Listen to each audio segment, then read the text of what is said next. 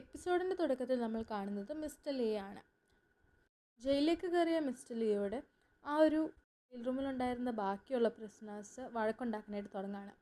Mister ലിയെയും ദാമിയെയും പറ്റി വളരെ മോശമായിട്ട് അവർ സംസാരിക്കുമ്പോൾ വഴക്കുണ്ടാക്കാനായിട്ട് തുടങ്ങുകയാണ് മിസ്റ്റർ ലി.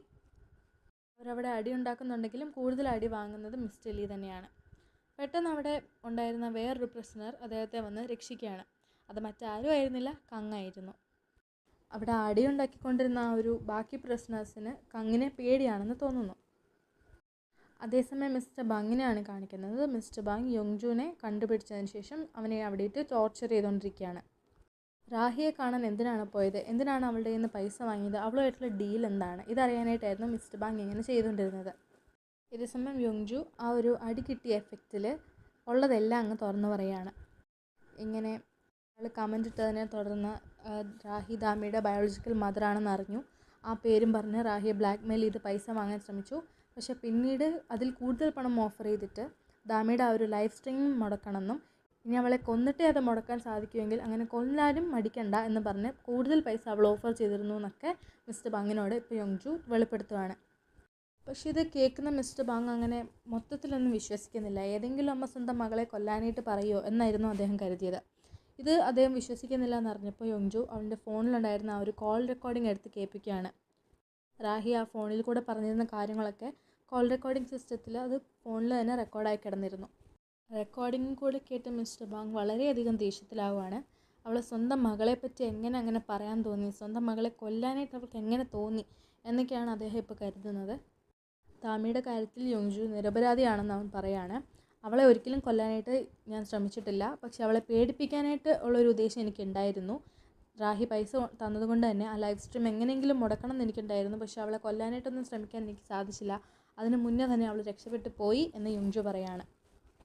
ഈ സമയം സ്കാർലെറ്റ് ലെറ്റർ എന്ന ചാനൽ തുടങ്ങിയിട്ട് ലൈവ് സ്ട്രീമിംഗ് ഇട്ട് ദാമിക്കെതിരെ ഇങ്ങനെ ഫേക്ക് ന്യൂസ് പടർത്താനായിട്ട് ദാമിയായിട്ട് എന്തായിരുന്നു ശത്രുത, എന്തിനാണ് നീ അത് ചെയ്തത് എന്ന് ചോദിക്കുമ്പോൾ മറ്റൊരാൾ പറഞ്ഞിട്ടാണ് ഞാനത് ചെയ്തത്, അല്ലാതെ എൻ്റെ സ്വന്തം ഇഷ്ടപ്രകാരം ഞാനൊന്നും ചെയ്തിട്ടില്ല എന്ന് പറയാണ് യോങ്ജു. ആര് പറഞ്ഞിട്ടാണ് നീ അങ്ങനെയൊക്കെ ചെയ്തത് എന്ന് മിസ്റ്റർ ബാങ് ചോദിക്കുന്നുണ്ടെങ്കിലും യോങ്ജു ആദ്യം ഒന്നും പറയുന്നില്ല. പക്ഷേ അവനെക്കുറിച്ച് കൂടുതൽ ടോർച്ചർ ചെയ്യാനായിട്ട് തുടങ്ങുമ്പം ജിൻമോയുടെ പേര് അവൻ പറയാണ്. യങ് ജിൻമോ എന്ന് പറഞ്ഞു കൊടുക്കുകയാണ് മിസ്റ്റർ ബങ്ങിനടുത്ത്. ജിൻമോയുടെ കാര്യം അറിഞ്ഞതുകൊണ്ട് തന്നെ അവനെ പിടിക്കാനായിട്ട് തൻ്റെ ആളുകളെ വിടുകയാണ് മിസ്റ്റർ ബാങ്. എവിടെയോ പൊക്കോണ്ടിരുന്ന ജിൻമോയുടെ കാറ് തടഞ്ഞ് മിസ്റ്റർ ബങ്ങിൻ്റെ ആൾക്കാർ വരികയാണ്. പക്ഷെ അവിടെ നിന്നും വളരെ തന്ത്രപരമായി ജിൻമോ അവിടെ നിന്ന് രക്ഷപ്പെടുന്നുണ്ട്. അതിനുശേഷം മിസ്റ്റർ ബാങ് തൻ്റെ മാനേജറിനോട് ചോദിക്കുകയാണ് രാഹിയുടെ പേരിൽ എന്തൊക്കെ സ്വത്തുക്കൾ ഇപ്പം ഉണ്ട് എന്ന്. ആ സമയം അദ്ദേഹം പറയുകയാണ് അവർ താമസിക്കുന്ന വീടും കൂടാതെ $30 മില്യൺ ഒരു ബിൽഡിങ്ങും അവളുടെ പേരിൽ ഇപ്പോൾ ഉണ്ട് എന്ന് പറയുകയാണ്. മിസ്റ്റർ ബാങ് ഇത് കേൾക്കുമ്പോൾ ആലോചിക്കുകയാണ്, ഞാൻ ദാമിക്ക് കൊടുത്ത സ്വത്തുക്കളൊക്കെ അവൾ സ്വന്തം പേരിലാക്കിയിരിക്കുക അല്ലേ, ഏത് വിധേനയും അത് സീസ് ചെയ്യാനുള്ള നടപടികൾ പെട്ടെന്ന് തന്നെ എടുക്കണം. അങ്ങനെ ഒന്നും ഞാൻ അവൾക്ക് കൊടുക്കുന്നില്ല. എൻ്റെ ദാമിയെ കൊല്ലാനായിട്ട് ശ്രമിച്ച ആളാണ് അവൾ ആ വക സുഖസൗകര്യങ്ങളൊന്നും ഇനി ആസ്വദിക്കാൻ പാടില്ല എന്ന് തന്നെ മിസ്റ്റർ ബാങ് തീരുമാനിക്കുകയാണ്. അടുത്ത ദിവസം എവിടെയോ പോയിട്ട് തിരിച്ച് വീട്ടിലേക്ക് വരുന്ന മിസ്സസ് ലീ കാണുന്നത് തൻ്റെ ഹസ്ബൻഡിൻ്റെ ഒരു രൂപം പോലെ ഉണ്ടാക്കിയിട്ട് മറ്റുള്ള ആൾക്കാരും നാട്ടുകാരും ഒക്കെ കൂടി ചേർന്ന് ആ ഒരു രൂപം കത്തിക്കുന്നതാണ്. അത് തടയാനായിട്ട് അവർ ഓടി ചെല്ലുന്നുണ്ടെങ്കിലും അതിന് സാധിക്കുന്നുണ്ടായിരുന്നില്ല. ആ സമയം മിസ്സസ് ലീയോട് നടക്കുന്ന ഈ ഒരു അന്യായം കണ്ടു നിന്ന ദാമിയുടെ വീടിൻ്റെ മുകളിലത്തെ നിലയിൽ താമസിച്ചു കൊണ്ടിരുന്ന ഒരു സ്ത്രീ കണ്ടിട്ട് അവർ മറ്റുള്ളവരുടെ ദേഹത്തേക്ക് വെള്ളം കോരി ഒഴിച്ച് മിസ്സസ് ലീയെ അവിടുന്ന് രക്ഷിക്കുകയാണ്. അത് മറ്റാരുമായിരുന്നില്ല, ദോഹ്യുക്കിൻ്റെ അമ്മയായിരുന്നു. ദോഹ്യുക്കിൻ്റെ അമ്മയും അനിയനും താമസിച്ചുകൊണ്ടിരുന്നത് ദാമിയുടെ വീടിൻ്റെ മുകളിലത്തെ നിലയിലായിരുന്നു. പക്ഷെ ദോഹ്യുക്ക് ഇതൊന്നും ശ്രദ്ധിച്ചിട്ടുണ്ടാവില്ല, കാരണം അവനധികം അങ്ങനെ വീട്ടിലോട്ടൊന്നും വരാറില്ലായിരുന്നു. അതേസമയം മിസ്റ്റർ ബങ്ങിൻ്റെ അടുത്ത് ഡോക്ടർ ചാ വന്നിട്ട് തൻ്റെ പ്രഗ്നൻസിയെ പറ്റി ഓരോന്നൊക്കെ വളരെ സന്തോഷത്തോടെ പറഞ്ഞുകൊണ്ടിരിക്കുകയാണ്. നമുക്കൊരു ട്രിപ്പ് പോകണം, ഈ സമയത്ത് നല്ല സന്തോഷമായിട്ടിരിക്കാനാണ് വേണ്ടത്, കൂടാതെ നമുക്ക് സന്തോഷം തരുന്ന അറ്റ്മോസ്ഫിയറിലൊക്കെ വേണ്ടേയിരിക്കാൻ എന്നൊക്കെ പറഞ്ഞ് മിസ്റ്റർ ബങ്ങിൻ്റെ മനസ്സൊന്ന് മാറ്റിയെടുക്കാനായിട്ട് അവർ ശ്രമിച്ചുകൊണ്ടിരിക്കുകയായിരുന്നു. ആ സമയം മിസ്റ്റർ ബങ് ഡോക്ടർ ചായക്കിട്ട് ഒരടി കൊടുത്തിട്ട് ചോദിക്കുകയാണ്, എത്ര നാൾ നീ ഒരു ഫേക്ക് പ്രഗ്നൻസി പറഞ്ഞ് എന്നെ പറ്റിക്കും? നീ എന്താ കരുതിയത്, ജീവിതകാലം മുഴുവൻ നീ ഒരു കള്ളം പറഞ്ഞ് എന്നെ പറ്റിക്കാവുന്നോ? ചെയർമാൻ ഓൾറെഡി ഈ ഒരു കള്ളത്തരത്തിൻ്റെ കാര്യം മനസ്സിലാക്കി കഴിഞ്ഞു എന്ന് ഡോക്ടർ ചായയ്ക്ക് ആ ഒരു മൊമെൻറ്റിൽ മനസ്സിലാവുകയാണ്. അതേസമയം രാഹിയുടെ ഓഫീസാണ് കാണിക്കുന്നത്. അവളുടെ അസിസ്റ്റൻ്റ് അവിടെ എത്തിയിട്ട് നമുക്ക് തരാമെന്ന് പറഞ്ഞ 20 മില്യൺ ആ ഒരു കമ്പനി വിത്ഡ്രോ ചെയ്തിരിക്കുകയാണ്. അവർ ഇൻവെസ്റ്റ്മെൻറ്റ് തരില്ല എന്ന് തന്നെ വളരെ ക്ലിയർ ആയിട്ട് പറഞ്ഞിട്ടുണ്ട്. കൂടാതെ ഒരു നോട്ടീസ് കൂടി രാഹിക്ക് കൊടുക്കുകയാണ്. അവളത് നോക്കുമ്പം അവളുടെ പേരിലുണ്ടായിരുന്ന ആ ഒരു $30 മില്യൺ ആ ഒരു ബിൽഡിങ്ങിനെ സീസ് ചെയ്യാനായിട്ടുള്ളൊരു നോട്ടീസായിരുന്നു അത്. ഇതൊക്കെ കേൾക്കുന്ന രാഹി വളരെയധികം സ്ട്രെസ്ഡ് ആവുകയാണ്. ആ ഒരു 20 മില്യൺ അവർ പിൻവലിച്ചാൽ തന്നെ അവൾക്ക് ഡ്രാമ പ്രൊഡക്ഷൻ കംപ്ലീറ്റ് ചെയ്യാൻ പറ്റില്ല. അവരുടെ ഡ്രാമ പകുതി വെച്ച് മുടങ്ങി പോകുമെന്നുള്ള കാര്യം അവൾക്ക് മനസ്സിലായി. എല്ലാം കൊണ്ടും വളരെയധികം ദേഷ്യം വന്നിട്ടിരിക്കുകയാണ് രാഹി. അതേസമയം ഡോക്ടർ ചാ മിസ്റ്റർ ബാങ്ങിനെ ഓരോന്ന് പറഞ്ഞ് കൺവിൻസ് ചെയ്യാനായിട്ട് ശ്രമിക്കുകയായിരുന്നു. നിങ്ങളുടെ സന്തോഷത്തിന് വേണ്ടിയിട്ടാണ് ഞാനിങ്ങനെ ഒരു കള്ളം പറഞ്ഞത്, കൂടാതെ ഒരു കുഞ്ഞിന് വേണ്ടി ഞാനും ഒരുപാട് ആഗ്രഹിക്കുന്നുണ്ട് എന്നൊക്കെ പറഞ്ഞ് ഒരുപാട് പറയാൻ ശ്രമിക്കുന്നുണ്ടെങ്കിലും മിസ്റ്റർ ബാങ് ഒരിക്കലും കൺവിൻസ് ആവുന്നുണ്ടായിരുന്നില്ല. ഈ ഒരു ഫേക്ക് പ്രഗ്നൻസിയുടെ കാര്യം മാത്രമായിരുന്നില്ല, ദാമിയുടെ കാര്യത്തിലും അവർ ഫേക്ക് റിപ്പോർട്ട് കൊടുത്തതാണല്ലോ എന്നും കൂടെ ഓർത്തിട്ടായിരുന്നു മിസ്റ്റർ ബാങ്ങിന് ഡോക്ടർ ചായയോട് അത്രയ്ക്കും ദേഷ്യം. ഈ ഒരു കാര്യം മാത്രമേ ഉണ്ടായിരുന്നുള്ളെങ്കിൽ ഡോക്ടർ ചായയോട് അദ്ദേഹം പെട്ടെന്ന് തന്നെ ക്ഷമിക്കുമായിരുന്നു. പക്ഷേ ദാമിയുടെ കാര്യത്തിൽ അങ്ങനെ ഒരു കാര്യം മിസ്റ്റർ ബാങ് ചെയ്യാനായിട്ട് ഉദ്ദേശിക്കുന്നുണ്ടായിരുന്നില്ല. അപ്പോൾ ഡോക്ടർ ചാ സ്വയം ഡിഫെൻഡ് ചെയ്യാനൊക്കെ ശ്രമിക്കുന്നുണ്ട്. ശരിക്കും ബാങ്ദാമി എന്ന് പേര് പറഞ്ഞ ഒരു കുട്ടി വന്നിരുന്നു എന്നൊക്കെ പറയാണ്. പക്ഷേ ആ സമയം മിസ്റ്റർ ബാങ് മിസ്സിസ് ലീ കൊണ്ടുവന്ന മറ്റൊരു ഹോസ്പിറ്റലിലെ റിപ്പോർട്ട്സൊക്കെ എടുത്ത് കാണിക്കുകയാണ്. അതിൽ വളരെ ക്ലിയർ ആയിട്ട് ദാമിയുടെ കാര്യത്തിൽ വളരെ പോസിറ്റീവായിട്ട് തന്നെ ഒരു റെസ്പോൺസ് ആയിരുന്നു ആ ഒരു റെക്കോർഡ്സിലൊക്കെ ഉണ്ടായിരുന്നത്. നിനക്ക് ഞാൻ തന്നിരിക്കുന്ന എല്ലാ കാര്യങ്ങളും ഞാൻ തിരിച്ചു വാങ്ങിക്കും. നീ ഇപ്പം താമസിക്കുന്ന നിൻ്റെ വീടും നിൻ്റെ ഹോസ്പിറ്റൽ ഉൾപ്പെടെ ഞാൻ എല്ലാം തിരിച്ചു വാങ്ങിക്കും. സത്യത്തിൽ ഡോക്ടർ ചായയുടെ വീടും അവർ ജോലി ചെയ്യുന്ന ആ ഒരു ഹോസ്പിറ്റലും മിസ്റ്റർ ബാങ്ങിൻ്റെ ആയിരുന്നു. ആ ഒരു ഹോസ്പിറ്റൽ ഡോക്ടർ ചായയ്ക്ക് മിസ്റ്റർ ബാങ് വാഗ്ദാനം ചെയ്തിരുന്നു. ഇനി അതൊന്നും നിനക്കായിട്ട് എഴുതി തരില്ല എന്ന് തറപ്പിച്ച് പറയുകയാണ് അദ്ദേഹം. ഇതുപോലെ കുറുക്കുവഴിയിലൂടെ നീ പൈസ വാങ്ങാനായിട്ട് ശ്രമിച്ചില്ലായിരുന്നെങ്കിൽ, എന്നോട് നേരിട്ട് വന്ന് പൈസയ്ക്ക് ആവശ്യമുണ്ടെന്ന് പറഞ്ഞിരുന്നെങ്കിൽ നിനക്ക് ആവശ്യമുള്ള അത്രയും ഞാൻ നിനക്ക് തന്നേനെ. എന്നെ ഇങ്ങനെ പറ്റിക്കാനായിട്ട് നീ ശ്രമിക്കരുതായിരുന്നു.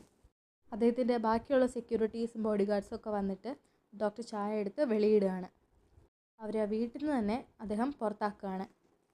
ഈ സമയം തൻ്റെ കയ്യിലുള്ളത് എല്ലാം പോയല്ലോ എന്നാലോചിച്ച് ടെൻഷൻ അടിച്ച് നിൽക്കുന്ന രാഹിയാണ് കാണിക്കുന്നത്. അവൾക്ക് ആലോചിച്ചിട്ട് ഒരെത്തും പിടിയും കിട്ടുന്നുണ്ടായിരുന്നില്ല ചെയർമാൻ പെട്ടെന്ന് ഇങ്ങനെ ഒരു തീരുമാനം എടുക്കാനായിട്ട് എന്തായിരിക്കും കാരണമെന്ന്. അതേസമയം ചെയർമാൻ്റെ കോള് രാഹിക്ക് വരികയാണ്. ഞാൻ നിനക്ക് തന്നിരുന്ന ആ പൈസയിൽ നിന്ന് കുറച്ചെടുത്തിട്ട് നീ എൻ്റെ കൊച്ചുമകളായ ദാമിയെ കൊല്ലാനായിട്ട് ശ്രമിച്ചില്ലേ, ഇനി ആ ബാക്കിയുള്ള പൈസ കൊണ്ട് ഞാൻ നിന്നെ കൊല്ലാനായിട്ട് ശ്രമിക്കും എന്ന് പറഞ്ഞിട്ട് നല്ലൊരു താക്കീത് തന്നെ മിസ്റ്റർ ബാങ് രാഹിക്ക് വേണ്ടി കൊടുക്കുകയാണ്. അതിനുശേഷം രാഹി ഡോക്ടർ ചായ വിളിച്ചിട്ട് മിസ്റ്റർ ബാങ് ദാമിക്ക് വേണ്ടി പ്രതികാരം ചെയ്യാനായിട്ട് ആരംഭിച്ചിരിക്കുന്നു എന്ന് പറയാണ്. ജയിലിലുള്ള മിസ്റ്റർ ലീയെ കാണാനായിട്ട് എത്തിയ മിസ്സസ് ലീ ആണ് പിന്നെ കാണിക്കുന്നത്. അദ്ദേഹം ചോദിക്കുമ്പം ദാമിയെപ്പറ്റി ഇപ്പോൾ ഒരു വിവരവുമില്ല, പക്ഷേ എനിക്ക് നല്ല ഉറപ്പുണ്ട് എൻ്റെ മോള് ജീവിച്ചിരിപ്പുണ്ട്, എൻ്റെ മോളെ ഉറപ്പായിട്ട് തിരിച്ചു കൊണ്ടുവരാൻ സാധിക്കും എന്ന് നല്ല ഉറപ്പോടെ തന്നെ മിസ്സസ് ലീ പറയാണ്.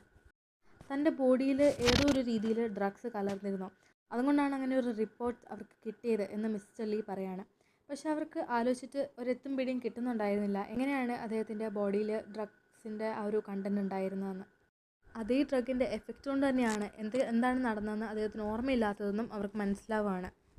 മിസ്റ്റർ ലീ ഈ സമയം അദ്ദേഹത്തിൻ്റെ വൈഫിനോട് ചോദിക്കുകയാണ്, അന്ന് നമ്മുടെ വീട്ടിൽ വേറെ ആരെങ്കിലും വന്നിരുന്നോ, നീ അല്ലാതെ നമ്മുടെ വീട്ടിൽ വേറെ ആരെങ്കിലും എന്തെങ്കിലും പറഞ്ഞ് അവിടെ വന്നിരുന്നോ എന്ന് ചോദിക്കുകയാണ്.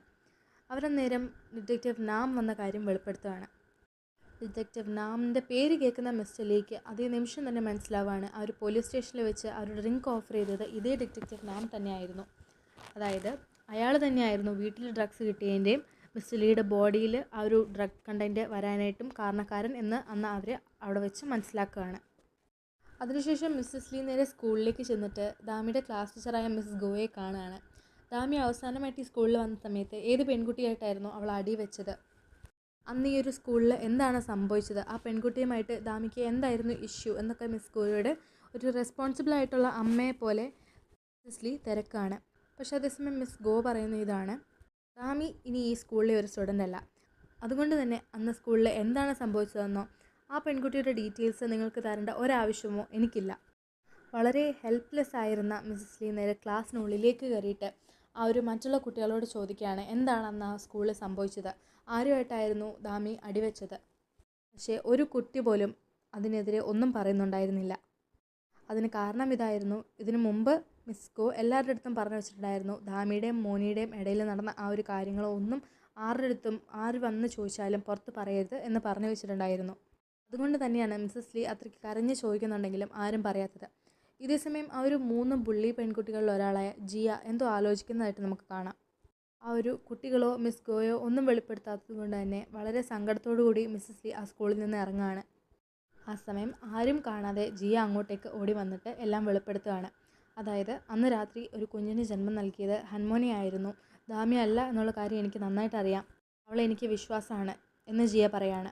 കൂടാതെ അന്ന് ബ്രോഡ്കാസ്റ്റ് റൂമിൽ വെച്ച് ദാമിയുടെ ലൈവ് അവൾ റെക്കോർഡ് ചെയ്തിട്ടുണ്ടായിരുന്നു. അതിൽ ഹൻമോണിയാണ് ആ ഒരു പെൺകുട്ടി എന്ന് ദാമി വെളിപ്പെടുത്തുന്ന ആ ഒരു വിഷ്വൽസ് ഉണ്ടായിരുന്നു. കൂടാതെ ഹൻമോണിയുടെ മുന്നിൽ നിങ്ങൾ തോറ്റു കൊടുക്കരുത് എന്ന് തന്നെ ജിയ മിസ്സസ് ലിയോട് പറയാണ്. അടുത്ത സീനിൽ റാഹിയെ ഡോക്ടർ ചായയാണ് കാണിക്കുന്നത്. റാഹി കുറ്റമെല്ലാം നിൻ്റെയാണ് എന്ന് പറഞ്ഞിട്ട് ഡോക്ടർ ചായ കുറ്റപ്പെടുത്തിക്കൊണ്ടിരിക്കുകയാണ്. നീ സ്കാർലറ്റ് ലെറ്ററിൻ്റെ ആ ഒരു ചാനലിൽ എൻ്റെയും ദാമിയുടെയും കാര്യം നീ പോസ്റ്റ് ചെയ്തില്ലായിരുന്നുണ്ടെങ്കിൽ ഇതൊന്നും സംഭവിക്കില്ലായിരുന്നു.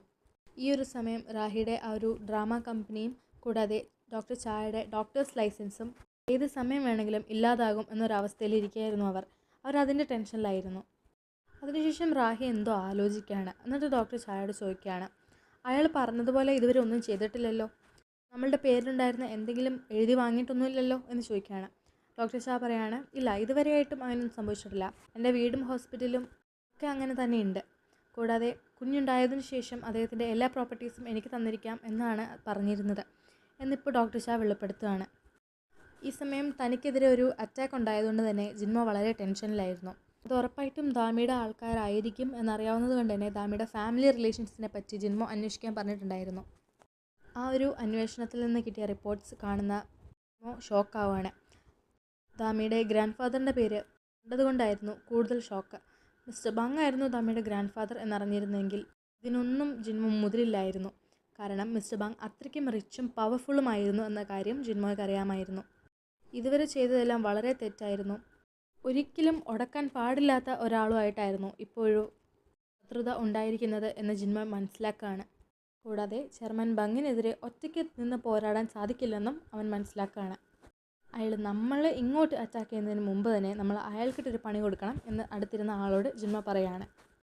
അടുത്ത സീനിൽ തൻ്റെ പുതിയൊരു ഡ്രാമയുടെ സ്ക്രിപ്റ്റ് വായിക്കാനായിട്ട് വളരെ എക്സൈറ്റഡ് ആയിട്ട് സന്തോഷത്തോടെ എത്തിയിരിക്കുന്ന ഹൻമോണിയാണ് കാണിക്കുന്നത്. പെട്ടെന്ന് അവിടേക്ക് മിസ്സസ് ലീ കയറി വന്നിട്ട് ഹൻമോണിയുടെ എതിരെ ഷൗട്ട് ചെയ്യാനായിട്ട് തുടങ്ങുകയാണ്.